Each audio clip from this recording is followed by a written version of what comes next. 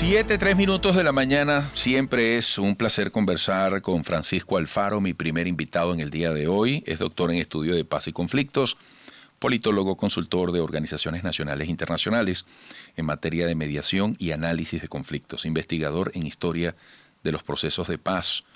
Bueno, y ha escrito muchísimo también al respecto. Francisco, buenos días, bienvenido. Muchas gracias, Eduardo, por la invitación.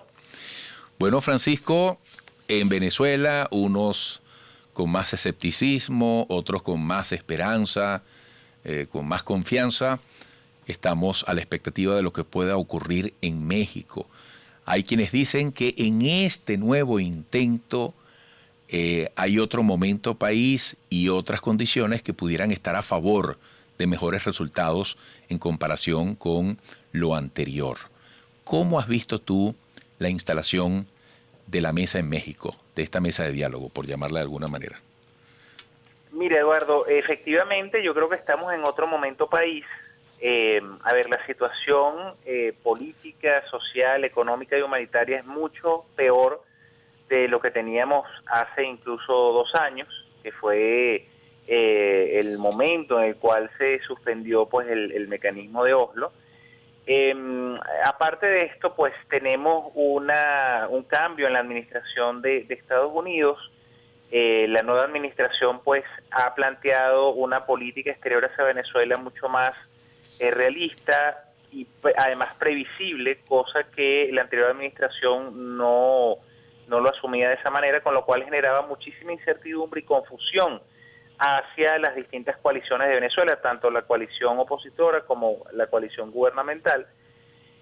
A nivel de las propias coaliciones, creo que ambas están en una situación de mayor debilidad, aunque por supuesto la coalición en torno a Nicolás Maduro sigue estando, vamos a decir así, comparativamente en una situación de mayor fortaleza, pero ciertamente hay una mayor precariedad. En el caso de la coalición opositora, pues vemos una disgregación y unas diferencias en torno a la teoría del cambio, cosa que se ha venido viendo desde los últimos, por lo menos los últimos 2 años, y entre los dos principales grupos pues también hay unas diferencias, ¿no? De algún modo han logrado unirse en torno a lo que se llama ahora la plataforma unitaria, pero hay unas diferencias importantes que se ven, y por el lado de la coalición en torno a Nicolás Maduro vemos también diferencias a lo interno de ese archipiélago, diferencias que se han venido viendo incluso en las primarias que hubo del PSUV, dificultades para la gobernabilidad, porque hay que decirlo, a pesar de que están allí y se mantienen en el poder,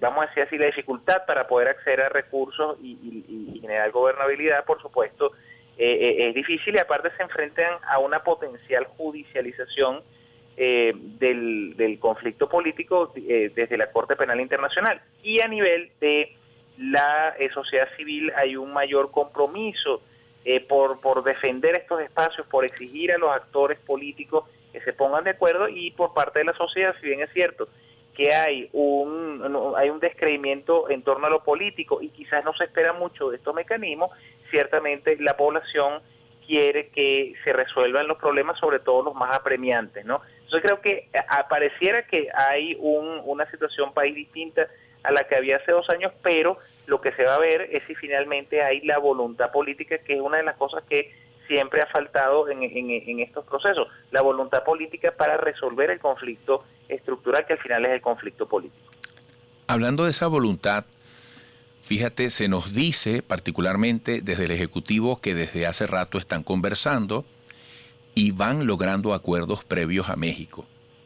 Y entonces citan el ejemplo del nuevo CNE. Bueno, pero también vimos cómo, por ejemplo, Roberto Enríquez salió de su lugar después de muchísimo tiempo como huésped en la embajada en la residencia del embajador chileno, directo a montarse en un avión para ir a México. A Freddy Guevara, que lo calificaban hasta de terrorista, traidor a la patria, también lo dejan en libertad bajo condiciones. Se especula que pudiera ser parte de la delegación o de la representación de oposición. Y ayer Roberto Picón, rector del CNE, dice que tiene muchas esperanzas sobre lo que ocurre en México, porque más allá de las condiciones electorales que son importantes para buscar participación el 21 de noviembre, también todo va a depender de lo que se logre en la actividad política. ¿Qué piensas tú sobre el paralelismo entre México el 21 de noviembre y el día después del 21 de noviembre? Bueno, mira, a ver, yo creo que la elección del 21 de noviembre es una elección importante, es una elección establecida en la Constitución Nacional y efectivamente uno de los temas que se ha venido discutiendo es justamente mejorar las condiciones para que esa elección realmente sea representativa de la voluntad del pueblo, ¿no? Es decir, que la gente al expresarse allí pues pueda votar por unos candidatos que además tengan unas condiciones electorales, los partidos puedan presentarse, es decir, mejorar esas condiciones. Yo creo que el hecho de que sean unas elecciones locales y de gobernadores, quizás para efectos del avance de la negociación tiene una ventaja, ¿no? Por un lado, es una elección que, si bien es cierto, no genera en el corto plazo un cambio a nivel de la jefatura del Estado, de la comandancia de la Fuerza Armada Nacional, porque no es una elección presidencial y no es una elección de la Asamblea Nacional, ciertamente es una elección prevista en la Constitución.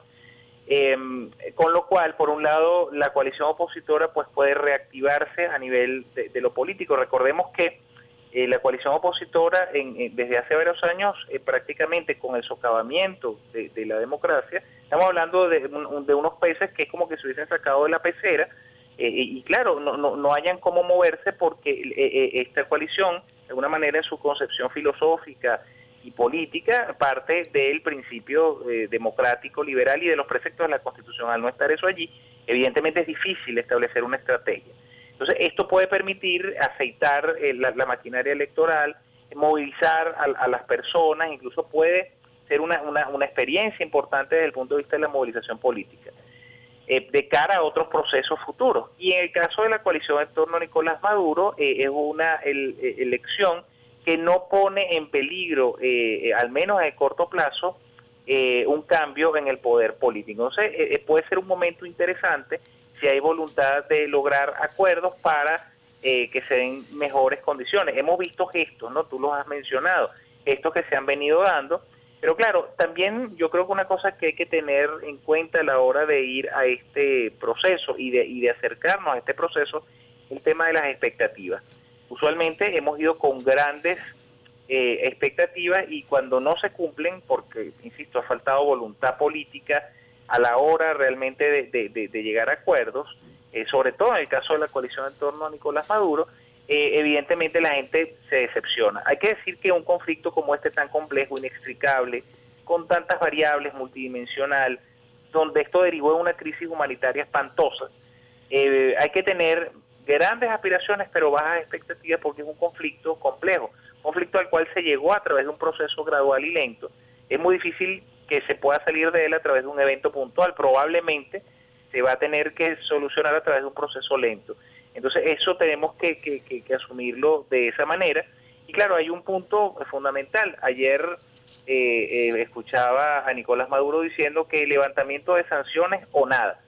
Yo creo que en esta ocasión, si se parte de principios como ese, que podría ser al contrario decir la salida de Nicolás Maduro o nada, no se va a llegar a nada. Entonces hay que partir más bien de una zona de acuerdo posible donde se vayan alcanzando acuerdos de lado y lado, porque es probable que los dos elementos fundamentales que cada uno pide, cada una de las coaliciones, cada una de las delegaciones, bueno, tendrá que irse alcanzando gradualmente.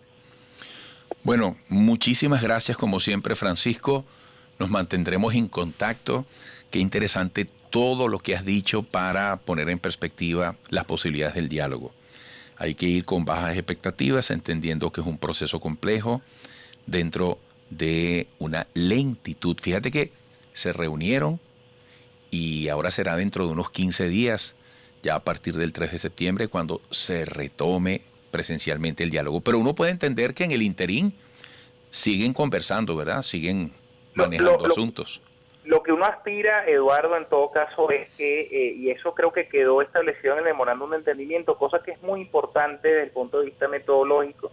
Creo que en esta ocasión se han tomado lecciones aprendidas de experiencias anteriores, Uno es que desde el inicio se está manejando lo comunicacional, que en anteriores ocasiones había sido un problema. En esta ocasión se estableció.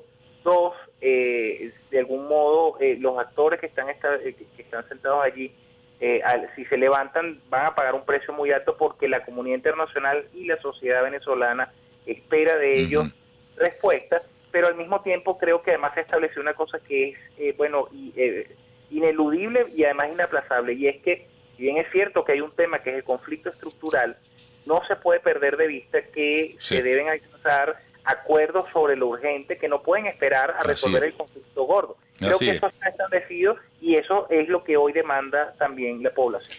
Bueno, hasta pronto, Francisco, un gran gusto, gracias.